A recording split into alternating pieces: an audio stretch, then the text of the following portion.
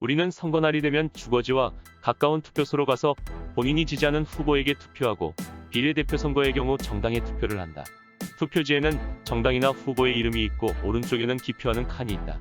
투표하는 방법은 투표지를 살펴보고 목록에 나와 있는 지지하는 후보나 정당의 오른쪽에 있는 기표하는 칸에 기표용구로 기표한 뒤 보이지 않게 접어서 투표함에 넣으면 된다.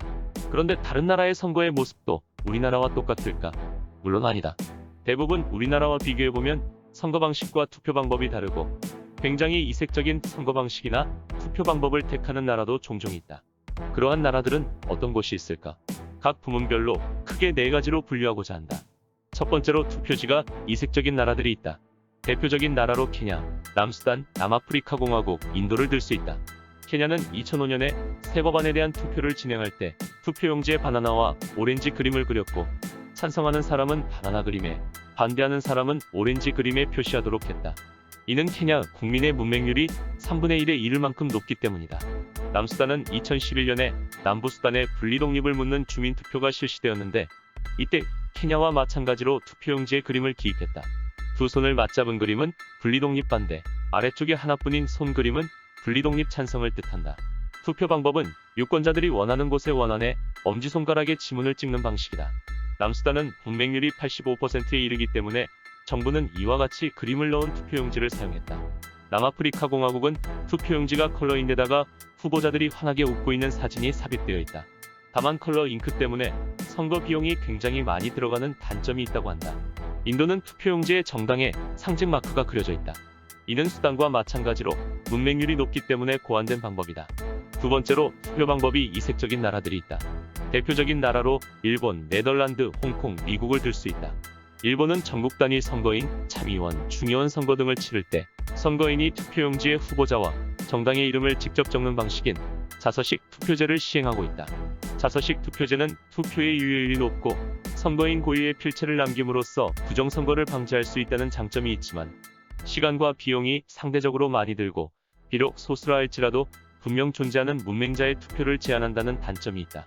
네덜란드는 2017년 3월에 진행된 총선에서 드라이브 스루 투표소를 운영했다.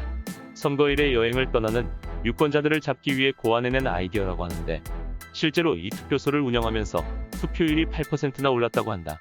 홍콩은 자신이 원하는 후보를 선택하면 해당 후보가 체크된 투표용지가 인쇄되고 그렇게 인쇄된 투표용지를 투표함에 넣는 것으로 투표를 한다.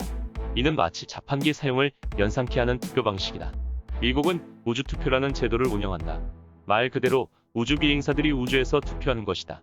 이것이 도입된 계기는 미국의 우주 비행사인 존 이 블라가 부재자 투표용지가 도착하기도 전에 우주선이 출발해 결국 1996년 미국 대통령 선거에 참여하지 못하게 되면서 불만을 품었기 때문이다.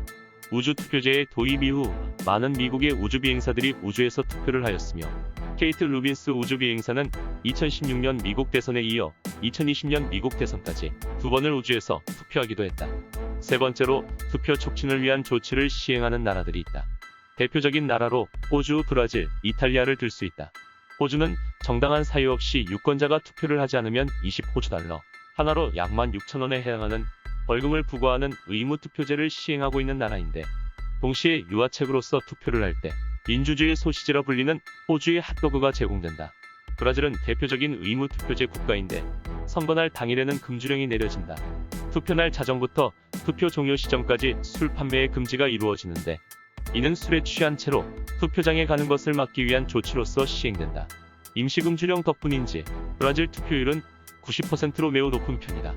이탈리아는 노동자들을 위해 투표 시간을 밤 10시까지 확대하고 이틀간 투표를 할 수 있게 한다. 일을 하느라 투표를 못하는 사람들에게도 투표의 기회가 돌아가고 일하느라 투표를 못했다는 사람이 줄어드니 투표율도 높아졌다고 한다. 마지막으로 투표 외적인 요소에서 특이점이 있는 나라들이 있다. 대표적으로 코스타리카, 필리핀, 북한을 들 수 있다. 코스타리카는 만 3세부터 12세 사이의 어린이들도 성인이 선거하는 날 수도 산호세의 어린이 박물관에서 성인과 같은 방법으로 투표를 한다. 어린이 선거의 결과는 개표할 때 방송을 통해 함께 공개되지만 실제 선거에는 반영되지 않는 모의 투표다. 이런 행사로 어릴 때부터 선거에 관심을 갖도록 유도하고 정치인들에게는 미래 유권자의 표심을 알려주는 역할을 한다고 한다. 필리핀은 투표자 손톱에 잉크를 묻힌다고 한다. 이는 부정선거를 막기 위한 묘책으로서 시행되는 것이며 이 잉크는 최대 2주까지 지워지지 않고 유지된다고 한다. 한편 손톱의 잉크 자국은 투표 인증 사진에도 유용하게 활용된다. 북한은 후보 이름이 미리 찍혀있는 투표용지를 그대로 투표함에 넣으면 자동으로 찬성표로 인정되는 투표 방식을 사용한다. 만약 반대를 하고 싶다면 펜으로 후보자 이름에 X표를 그어서 투표함에 넣으면 반대표가 된다. 역대 최고인민회의 선거 결과를 보면 1962년부터 가장 최근에 있었던 2019년 선거까지 전부 찬성 투표율 100%를 기록했다.